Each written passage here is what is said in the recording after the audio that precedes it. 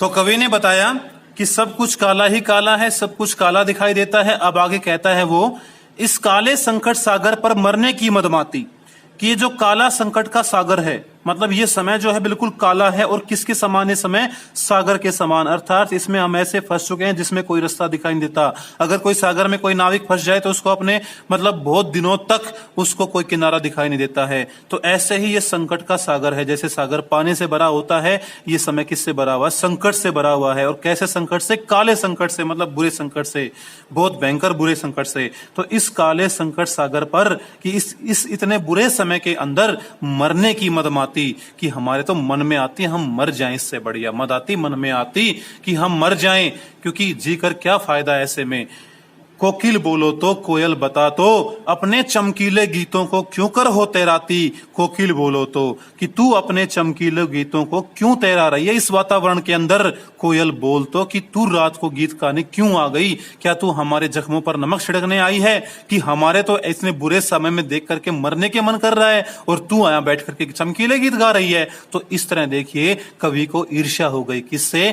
कोयल से। और क्यों हुई? क्योंकि उसको लगा कि कोयल जो है उनके हालातों पर आनंद मना रही, खुशी मना रही है, वो अपने चमकीले गीत गा रही है। तो कह रहा है कि ये कैसे हो सकता है कि हमारे तो ऐसा समय चल रहा है कि मरने की मन में आज पूरा भारत क्या है? गुलाम है, और हम कुछ नहीं कर पा रहे, जेल के अंदर पड़े पड़े। तो तू तो आराम से चमकीले गीत गा रही है और हमारे मन में मरने की आ रही है। तो तू क्यों रात को बोल रही है, क्यों ये चमकीले गीत गा रही है? कोकिल बोलो तो कोयल बता तो। अब आगे देखिए वो कैसे अपनी और कोयल की तुलना करेगा। तो देखिए उसी ईर्ष्या कारण कहता है वो, तुझे मिली हरियाली डाली, मुझे नसीब कोठरी काली। तेरा नब्बर में संचार, मेरा 10 फुट का संसार। तेरे गीत कवावे वाह, रोना भी है मुझे गुनाह। देख विषमता तेरी मेरी, बजा रही तिस पर रणबेरी। कि रे तुझे तो मिली है हरियाली डाली, तू तो आराम से बैठ सकती है हरे भरी डालियों के ऊपर और मन में आए वहां पर। और मुझे नसीब कोठरी काली, मुझे ये बड़ी भयंकर कोठरी मिली हुई है जो काले रंग की है। मेरी किस्मत में ये है, तेरा नब्बर में संचार। तू कहां पे संचार है तेरा? तू कहां घूम सकती है? नब्बर में, कहीं पर भी घूम सकती है तू, तेरा मन आए वहां पर। और मेरा 10 फुट का संसार, मेरा संसार ही कितना है? 10 फुट का। क्योंकि उनकी जो कोठरी होती थी, बेटा बता दो आपको, जानकर बड़ा आश्चर्य होगा कि वो केवल 10 फुट की होती थी। अब उस देख लो उसमें क्या बैठ सके, क्या सो सके, उसके अंदर ही उनको अपना जीवन बिताना पड़ता था। तो कहता है मेरा तो 10 फुट का संसार है, तू तो कहीं भी घूम सकती है, तो तू तेरी मेरी होड़ क्या कर रही है?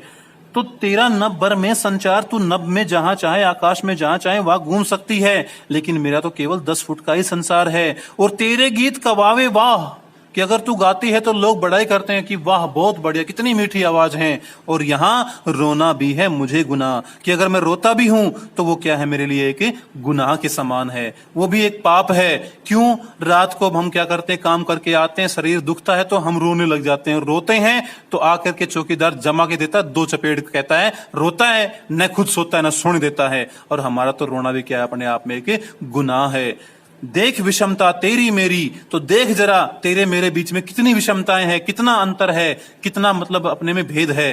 कि तू तो बिल्कुल आजाद है, कहीं भी घूम फिर सकती है, तेरे गीतों की प्रशंसा होती है, और मैं तो बंद हुई इस 10 फुट की कोठरी के अंदर और रोता हूं तो भी पिटाई होती है मेरी। तो देख कितने अंतर है तेरे मेरे अंदर। और फिर भी तू क्या चाहती है? बजा रही तिस पर रणभेरी, तब भी तू क्या बजा रही है? रणभेरी बजा रही है हमें उत्साहित करने के लिए कि जाओ और जाकर के विद्रोह करो। तो कैसे करें, हम तो बंद हैं। तो बच्चों लास्ट लाइन देखो कि बजा रही तिस पर रणभेरी। रणभेरी क्या होता है पहले ये देखिए। देखो रण तो आप जानते होंगे, रण होता है युद्ध, और भेरी होता है भोर। कि युद्ध की भोर में, मतलब भोर मतलब सुबह, युद्ध की सुबह बजाए जाने वाला वाद्य यंत्र। कि एक ऐसा वाद्य यंत्र होता है जिसको युद्ध के सुबह बजाते हैं। वो किसका प्रतीक होता है? वो प्रतीक होता है युद्ध के शुरू होने का और वीरों के अंदर उत्साह भरने का, जिससे वो मरने और मारने के लिए तैयार हो जाएं। अगर आपने महाभारत के को कभी देखा हो तो उसके अंदर आपने देखा होगा कि जो महाभारत का युद्ध हुआ था उसके अंदर श्री कृष्ण जो थे शंख बजा करके युद्ध का मतलब प्रारंभ करते थे और शंख बजाकर ही उसका अंत करते थे। जरूरी नहीं शंख ही, वो कोई भी हो सकता है, ढोल लगाड़ा या कुछ भी। आपने बहुत सी फिल्मों के अंदर देखा होगा जब भी कोई युद्ध होता है तो पक्का कोई ना कोई वाद्य यंत्र बजता है। और वही वाद्य यंत्र क्या होता है? रणभेरी होती है, जो अपने वीरों के अंदर तो जोश डालता है और दूसरे जो शत्रु पक्ष के होते हैं उनके दिलों को कमजोर बनाता है। अगर आपने क्या किया हो, केसरी फिल्म देखी हो तो उसके अंदर देखा होगा आपने कि जो अक्षय कुमार है वो लेकर के एक बार नगाड़ा बजाता खड़ा होकर के ढोल बजाता है दूसरे की आवाज को चुप करने के लिए, ताकि मेरे वीर सैनिक डरे नहीं। तो वो जो है रणभेरी होती है, मतलब रण के लिए तैयार करना। तो रणभेरी एक वाद्य यंत्र का यह नाम है जो वीरों के अंदर जोश बढ़ती है। तो यहां पर रणभेरी कौन है बजा रही, तिस पर रणभेरी कौन बजा रही, यहां पर कोयल बजा रही। किसके माध्यम से? अपनी आवाज के माध्यम से। तो मतलब यहां पर कवि जो है कोयल की आवाज को क्या समझ रहा है? अपने लिए रणभेरी समझ रहा है कि शायद ये क्या कर रही है, रणभेरी बजा रही है, क्योंकि रात है, सुबह होने वाली है और सुबह के लिए वो तैयार कर रही है बोल बोल करके उनको कि जाओ और लड़ो। वो कहता है लड़ तो लें, ठीक है तेरी रणभेरी सुन तो ली हमने, हमारे अंदर उत्साह भी आ गया, लेकिन लड़े कैसे, विद्रोह करे कैसे? क्योंकि तेरे मेरे बीच में बहुत विषमताएं हैं। और विषमताएं कौन सी हैं? ये हैं। तो बता मैं कैसे करूं, मेरे लिए नियंत्रण में नहीं है, मैं तो बंधन में हूं। अगर आजाद होता तो भी मैं कुछ कर लेता, लेकिन अब यह संभव नहीं है कि तेरी आवाज रूपी रणभेरी को सुन करके मैं जाकर के अंग्रेजों के खिलाफ टक्कर लूं, उनके खिलाफ विद्रोह करूं, क्योंकि मैं तो कहां हूं, केवल जेल के अंदर हूं। तो वही बात यहां पर कही गई कि इतनी ज्यादा विषमताएं होते हुए भी तू क्या कर रही है? रणभेरी बजा रही है। कि क्या हमारे अंदर उत्साह पैदा कर रही है जाकर लड़ने के लिए? देखो लास्ट में विस्मयादि बोधक लगा हुआ है, उसको विस्मय होता है कि इतनी विषमता होते हुए ना तो मैं बाहर निकल सकता हूं, 10 फुट के अंदर कैद हूं, और फिर भी तू क्या कर रही है? इतनी विषमता देखते हुए रणभेरी बजा रही है हमें उत्साहित करने के लिए। तो तू ऐसा क्या क्यों कर रही है कोयल, मुझको बता। तो इस तरह से बच्चों हमने देखा कि कोयल के बोलने की जो संभावनाएं थी कवि ने बहुत सी बताई। सबसे पहले बताया था कि शायद तू मेरे लिए कोई संदेश लेके आई, दूसरा बताया कि शायद तेरा भी कोई अनमोल खजाना था, मेरी तरह आजादी रूपी खजाना वो लुट गया जिसकी तो रखवाली कर रही थी, तीसरा बताया कि शायद तू पागल हो गई है, और चौथा बताया क्या किसी तूने जंगल की आग को देख लिया है, और पांचवा बताया कि शायद तू हमारे अंदर विद्रोह के बीज पैदा कर रही है ऐसे बोल करके। लेकिन और लास्ट बताया कि शायद तू रणभेरी बजा रही है, हमें उत्साहित कर रही है युद्ध करने के लिए, अंग्रेजों के खिलाफ लड़ने के लिए। लेकिन फिर वही बात, हम कैसे लड़ें, क्योंकि हम तो क्या हैं, इस जेल के अंदर बंद हैं।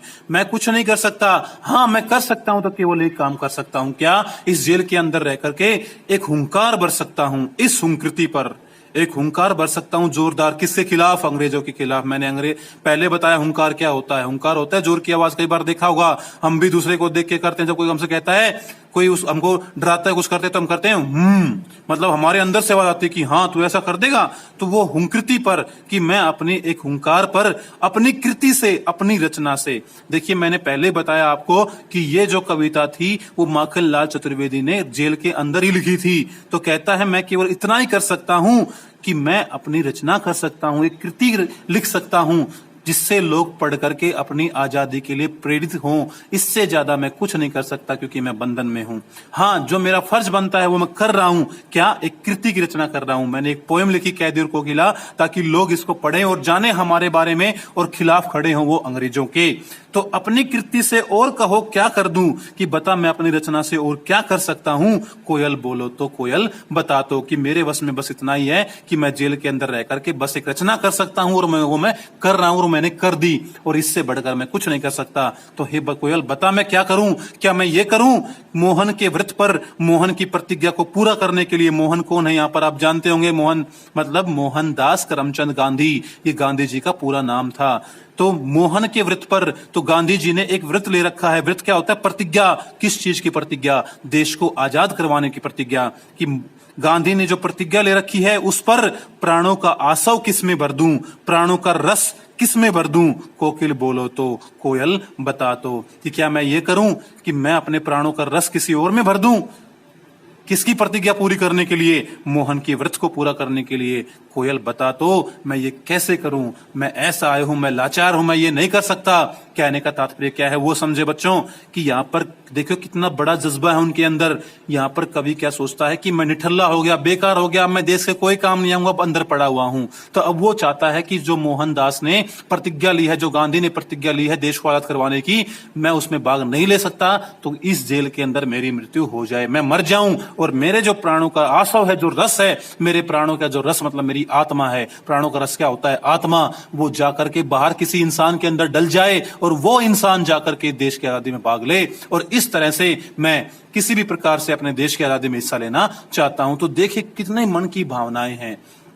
कि वो कैद होकर के अपने आप को बेकार मानते हैं, निठल्ला मानते हैं। वो चाहते हैं कि मैं मर जाऊं और मेरी जो आत्मा है वो जाकर बाहर किसी इंसान के अंदर डल जाए, ताकि मैं उसके माध्यम से देश की आजादी में अपना योगदान दे सकूं। लेकिन कोयल ये बता कि मैं ऐसा कैसे करूं, क्योंकि ये मेरे बस की बात नहीं है। मेरे बस की बात केवल एक थी कि मैं रचना करके लोगों को भड़का सकता था, उनको जानकारी दे सकता था, वो मैंने कर दिया। और बता मैं इससे बढ़कर क्या करूं। और वो विद्रोह के बीच तेरे ठीक है, वो तेरी रणबेरी ठीक है, लेकिन उसके लिए मैं केवल एक ही काम कर सकता हूं कि मैं केवल एक रचना कर सकता हूं, और मैंने कर दी अपनी यही कैदी और कोकिला। इससे बढ़ के कुछ नहीं कर सकता। मेरे बस में ये तो है नहीं कि मैं मोहनदास के उस व्रत को पूरा करने के लिए अपने प्राणों का रस किसी और में डाल दूं और वो बंदा जाकर के हमारी आजादी की लड़ाई में हिस्सा ले। ये संभव नहीं है, लेकिन मैं करना चाहता हूं ऐसा। और वही पूछता है कोयल से कि हे कोयल बता मैं कैसे करूं। तो बच्चों ये थी हमारी पोएम। मैं आशा करता हूं आपको पूरी समझ में आई होगी। इसमें माखन लाल चतुर्वेदी के कितने ज्वलंत विचार आपको दिखाई दिए। इसके साथ साथ उन्होंने बताया कि जेल के अंदर उनके साथ कौन कौन सी जो यंत्रणाएं हैं, जो पीड़ाएं हैं, जो अत्याचार हैं, जो शोषण है उनके ऊपर होते हैं, वो भी दिखाई इन्होंने। और साथ में हमें पता लगा कि उस समय का माहौल क्या था। उस समय हर आदमी, चाहे वो कैसा भी क्यों ना हो, चाहे वो कैद के अंदर ही क्यों ना हो, वो भी देश के लिए कुछ ना कुछ करना चाहता था, चाहे जीकर चाहे वो मरकर। तो बच्चों मैं आशा करता हूं पूरी तरीके से आपको समझ में आई होगी। ना आई हो तो फिर से एक बार फिर देख लें, और जो क्लास हो हमारी आगे उसमें पूछ लें अगर फिर भी समझ में न आए तो। ठीक है बच्चों, अपने आप को स्वस्थ रखें, खुश रहें और अपनी पढ़ाई भी जारी रखें।